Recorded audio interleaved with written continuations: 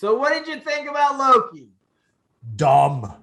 Oh, I loved it. I loved every second of it. Why? Okay, tell me why you did not like Loki. Okay, so remember what I don't remember if it was in the beginning. I think it was the first one. I said you got to kind of be careful what you're doing. You're going into timelines now. Mm-hmm. You got to make sure you don't lose people. Sure. The third episode, they wrapped it all together. You're like, okay, cool. Yeah. The last episode, you're like, what the fuck? They've opened up every fucking universe now. Every universe. Yeah. The branches have expanded beyond all expectations. Okay. Now what they've done to me is they've lost my wife. My wife will no longer watch those. Well, from what you've described about your wife, she hates time travel, so I'm surprised she even watched any of these. She didn't watch any of them because I watched them first. I'm not making her go through that. Okay. But so if it's going to the theaters, like if the movies are going to the theaters and they're going to do the timeline, you've lost my wife. I'll probably go see the first one alone, but I don't know how many after that I would see. Basically, you're alienating a bunch of people that probably didn't follow the comics that well. Well, Marvel has, I don't know if they've stated, but it has been put out there somehow by Marvel that the next phase after Endgame is going to be multiverse, time travel, very complex ideas that they've built the groundwork for in the previous phases, and this is going to get into complex, reweaving some of those storylines, revisiting them, retelling certain stories, and multiverse, possibly bringing in new characters from other properties that they've acquired over the last couple of years. We know that that's probably going to happen in the Spider-Man movie. So this episode set that all up. And now, regardless of how you feel about the multiverse that it set up, how did you feel about this specific episode? Did you enjoy anything of it?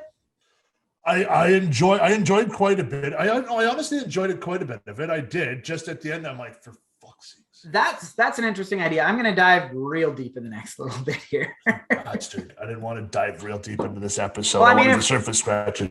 Well, let's go. If we're talking about it and the audience wants to talk about it and wants to hear us discuss, we're going deep, and I'm about to go deep. So for me, some of the themes that were explored throughout this entire series that culminated here are free will versus determinism. But what's interesting about this is you have Kang. It's Kang, right? They never say it's Kang, but you know it's Kang, I'm sure, right? It's Kang. Kang the Conqueror. They never say it, but it is Kang the Conqueror, right? So this being who is omniscient, all-knowing, he says, I know everything that's going to happen. He's tired. He doesn't want to do this job anymore, so he wants to flip a coin. He wants to say, heads, I let the other variants take over. I don't go back next time there's a deviation. I don't go back and fix it. And that leads to another Kang popping up. And then another one, I don't, and whatever. So these evil Kangs can come, or I let these Lokis take over. In order to flip a coin, he engineers this situation.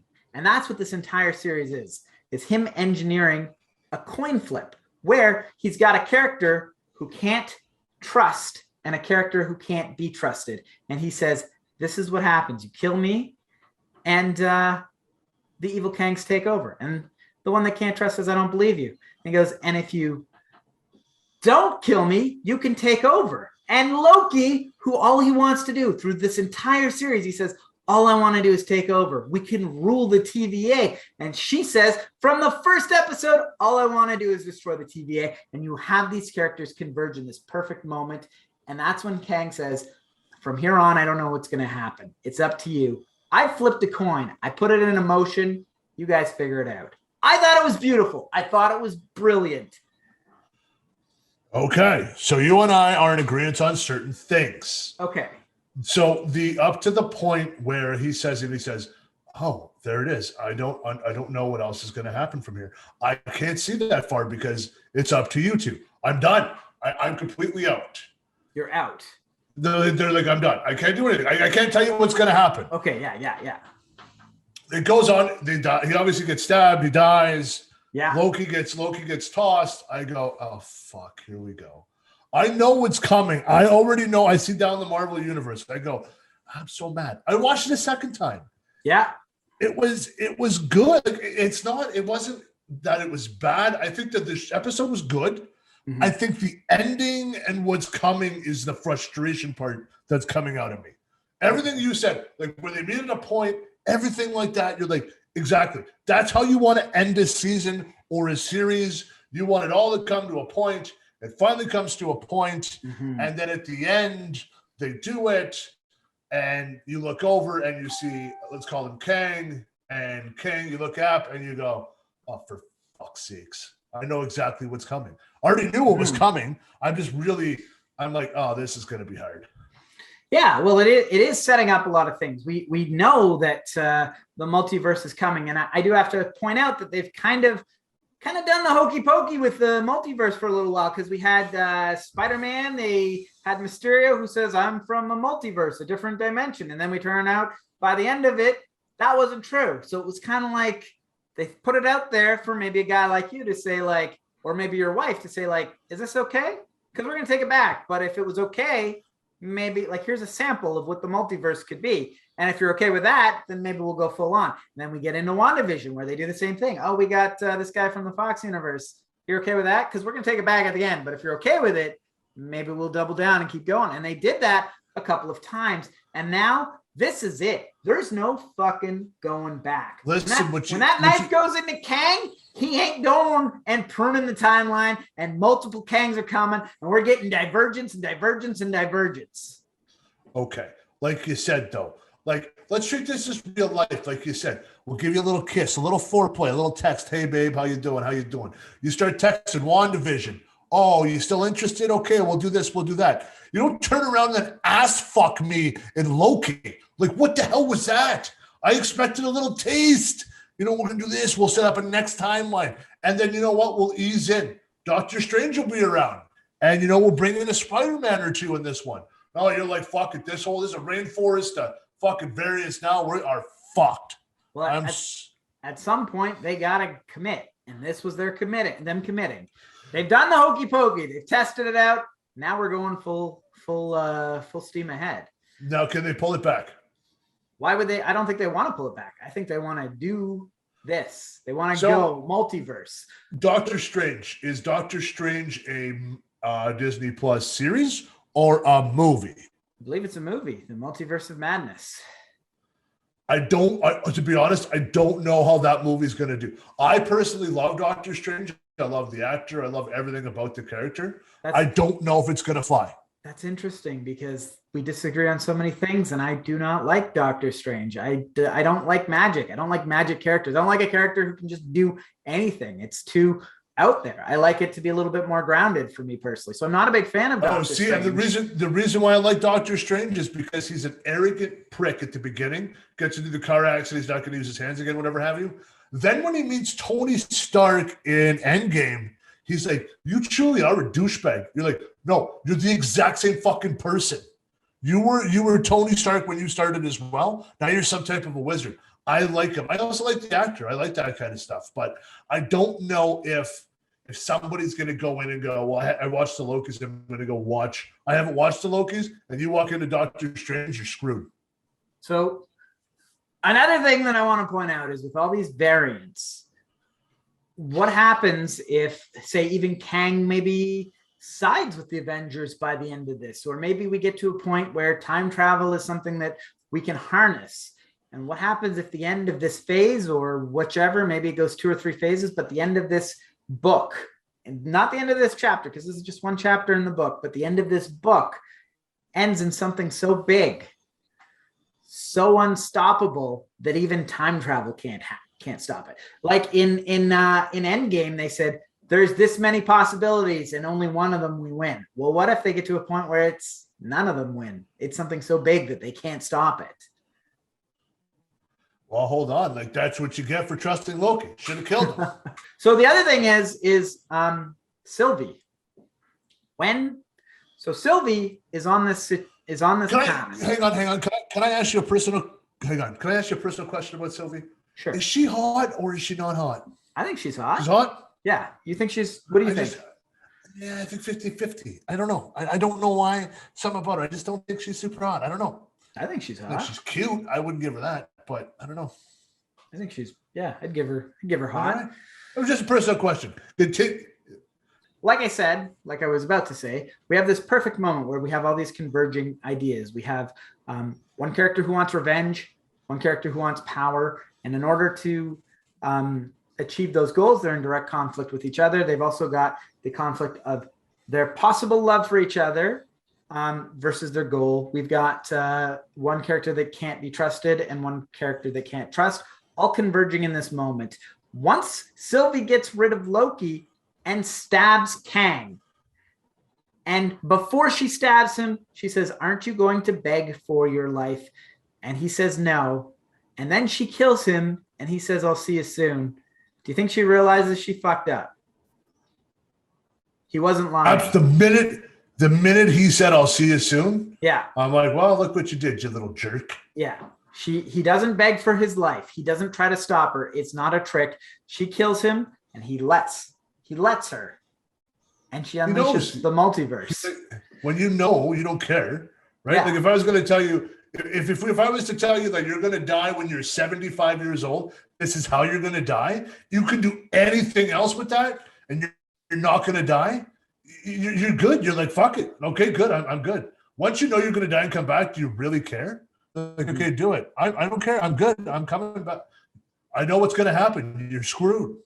Well, there's a few points that I want to make, just wrapping this up. Firstly, this is not the same Loki that we started out with. That's an important thing to talk about, is when, and really, I mean, we can talk about this character's change throughout all of the MCU, but specifically where the starting point is Loki's an antagonist. He's the biggest antagonist because this is Avengers 1, where he was like the Thanos of that movie. He was the big baddie of that movie, the antagonist. And then we get into a point where he's sort of like this anti-hero, where he's not a good guy, but he'll help out the good guys if it serves his purpose. And now we've gotten to a point where and I've had this discussion with you about characters like this before, he turns into a lovable scoundrel. He's kind of like a pirate. He's not a good person, but he has a good heart. And that is not what we expected out of Loki at the beginning of this. Okay, that's what I expected. That's what you expected. Okay. I did expect Loki to. I expected more. I thought the way it was going to go, I thought we would have one more season till the full multiverse.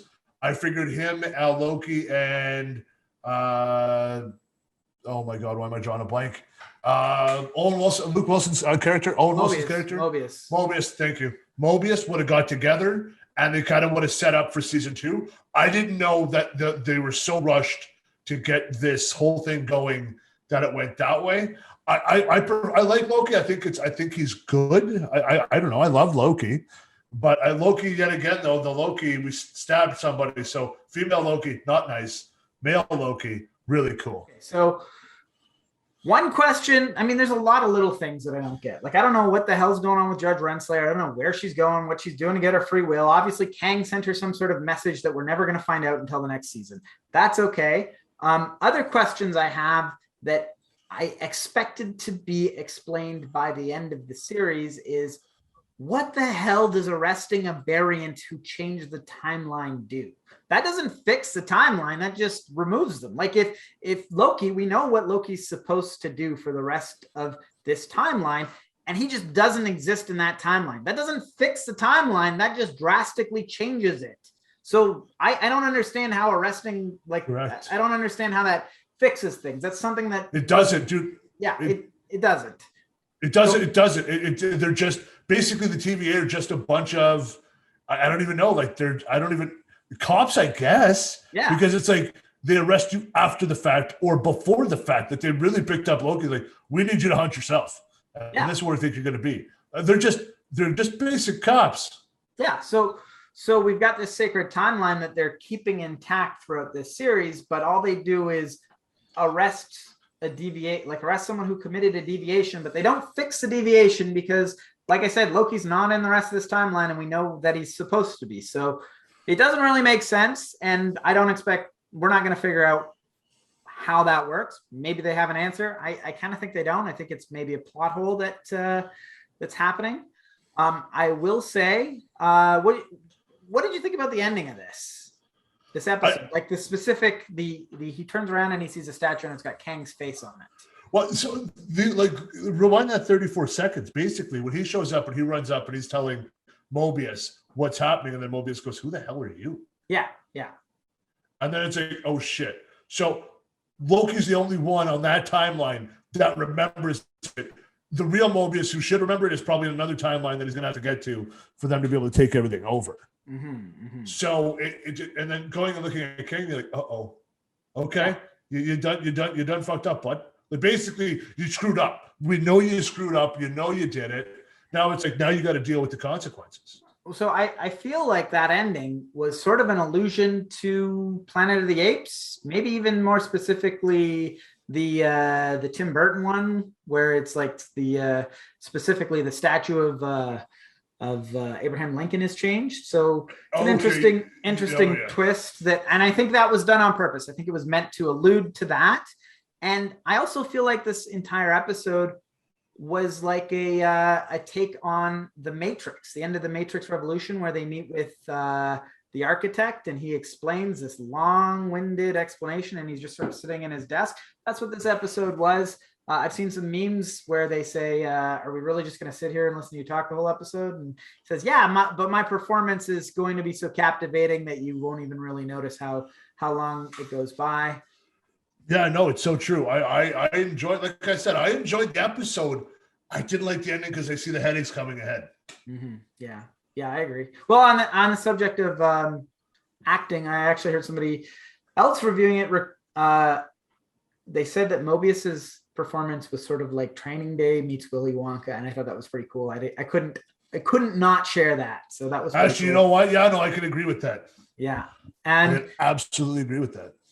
So with all that said, the one thing that I do want to say is, firstly, for me, and I know we're on different pages, Loki might actually be my favorite piece of media within the MCU. The entire series of Loki might actually be my new favorite. The other thing that I want to say is Loki watching at one time was a fun ride, but I think knowing that everything was set up and specifically engineered for that perfect moment at the end, rewatching Loki is going to be a fun ride, and I'm looking forward to going back and also picking out these Easter eggs, because now that I had said, this episode reminds me of Sliders, and now that episode, the ending kind of reminds me of Planet of the Apes, and this kind of reminds me of The Matrix. I think that when I go back and watch it again, I'm going to pick out a lot more of these sci-fi nerdy things that were put in to reference people that are looking for it. And I'm also expecting to see a lot of the moving parts being put into motion. A lot of things like I said, like Loki says early on, I want to rule the TVA, and Sylvie says, well, I want to destroy them. And that's the collision course that they're on the entire time. Why not? But like, why didn't Loki ask Sylvie, the other Loki, which is always confusing to me, why do you want to tear him down? They had enough time together. They could have been like, hey, why do you want to kill him? They're like, I want to rule, because that's what Loki's always, the Loki, like the male Loki that we all know, he always wants to rule. This Sylvie wants to kill. What the hell happened to you to make you want to kill everybody in TVA?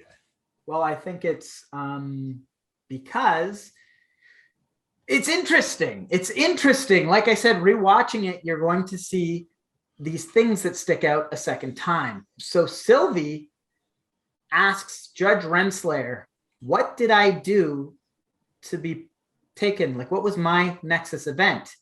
Judge Renslayer says, I don't even really know, because she didn't have a Nexus event. And that is why Sylvie wants to destroy Kang, because Kang ruined her entire life for no reason. So she doesn't want to take over the TVA. She wants to kill the person that ruined her life. So she's on a path, and there's no amount of power that's going to change this. This person ruined my life. I'm coming for them. I want one thing, and it's revenge. All right, I'll give that to you. Loki, on the other hand, he doesn't want that revenge. He just wants the power. He's always wanted the power. That's all he's ever wanted. So it's, like I said, a perfect collision course. When are they going to pull the plug on it? On the MCU? Yep. On this new chapter. Now, here's what I'm thinking. And this is just me, and I tend to fall into the dumb category. Like Don't fall say into that. like, You're not dumb. Don't say that. No. Let me get this. No. Listen, you, very smart about Marvel and the comics and all that shit. And you have like the generic guy who would just buy like the main comics. He's smart. And you got dummies like me who know what a comic is and who have their favorite people. Marvel is, I think Marvel's going to lose a lot of money. Are they going to set the bar high from the previous? They're not going to be able to reach those heights. When do they pull the plug? Or do they bite the bullet and go, we just got to rush this? I don't see that happening. I think that from what I've seen, people seem excited. People are excited to see novel ideas like all of the Spider-Men in one movie. People are excited to see the possibility of the X-Men crossing over. These are gimmicks. Let's be honest, they're gimmicks, but they're gimmicks that are wrapped into this complex idea that maybe some people aren't totally on board, but they put a spoonful of sugar to help that medicine go down. Well, you know what? I don't know. I don't think it's going to work for them. To be honest, I don't think it's going to work because everybody's already put time into the guys they loved from before. I don't think it's going to translate into anything at all. And you got to follow a more twisted kind of movie. So like Tom, who's Spider-Man? Tom Holland. Holland. So you signed another three movie deal, right, for Spider-Man? Sure. So you're like, okay. And then Middleton says he wants to play Loki for the rest of his life. I'm like, good for you, buddy. Doctor Strange looks like he's signing on again. These aren't the actors that are going to draw people in to the movie theater. What? I mean, Thor's still there. There's going to be... but I'm not like... besides Ragnarok, I don't think there's been a good Thor movie. So he's got one. And then he was in the Avengers. Like, okay. So you just kind of piggybacked off. So like Captain America gone. Stark gone. Let's back up a bit. Stark is the one exception to this rule is Marvel has never done stunt casting except for with Robert Downey Jr. Every one of their they have done stunt casting and they've done it well. Every single one of the characters that they have used to build their main backbone of their characters were basically not super expensive characters. They weren't like household names. They were just sort of characters who were good at acting, actors who were good at acting that they could shape into these characters. And then they'd always put like a celebrity, like Jeff Bridges was in the first Iron Man and never appeared again. Mobius is in Loki. He's never going to appear again. Maybe he'll be in the next Loki. They've put, these celebrity names around them so that if they want to draw in an audience, they'll say, okay, there's Jeff Bridges in this movie. I'm going to go check it out. That'd be cool to see him in a comic book movie. And then they get rid of him and they continue on with Robert Downey Jr. We know his career was sort of on a downslope. So they probably got him for a deal. And once they became stars, sure, they've got to pay them the money that they deserve. But Marvel has never they've never made the backbone of their universe based on star power. They've sprinkled it in. They had Stallone in for one movie or two movies. Stallone was in it, but they didn't have Stallone play Thor. They had him in the MCU to maybe draw a crowd, but he wasn't the driving force. So I don't think that that's really going to be a problem. I think, sure, maybe you don't think Tom Hiddleston or Tom Holland or whatever are big stars, but if they're lacking a little bit of star power, they'll cast another star to put in. Maybe Brad Pitt shows up or something for that one movie. Brad Pitt's already been in Deadpool, so I doubt that's going to happen for you, Slick. For one frame, right? Doesn't matter. He was still in it. Okay, so what other questions? Okay, so when do they pull the plug? And now my next question is, where the fuck are they going after all this? I think they're going into the multiverse. Like I said, you're gonna see them doing a lot of these abstract ideas. Go on. So okay, because my question is if the tree gets too big, you just go down to the base and that's how you cut a tree. Just fucking get your little time machine and go fucking fuck something up before it goes into the multiverse. Go change it, and you're done. Yeah, well, I don't know if they want to do that. I think that they want to do stories that were in the comic books that are about multiverse and time travel, and they're getting that into a mainstream audience. And I think they've done a really interesting job of getting to that point. Do you think that they make as much money on this side of the MCU as they did on the previous side of the MCU? I think they might end up making more because, as abstract and complex as these ideas are, people have seen how the Infinity Saga played out. And I think that a lot of the audience is going to have faith that this is building to a punchline that they have some faith in. All right, we're about to find out, my friend. I don't know when it's going to happen, but I mean, it's we're in for a ride, I think. I think so too. I'm excited. I think it sounds like we're on very different pages, but that'll make for some interesting, possibly interesting reviews or discussions when we get into it. Loki's gone and fucked everything up.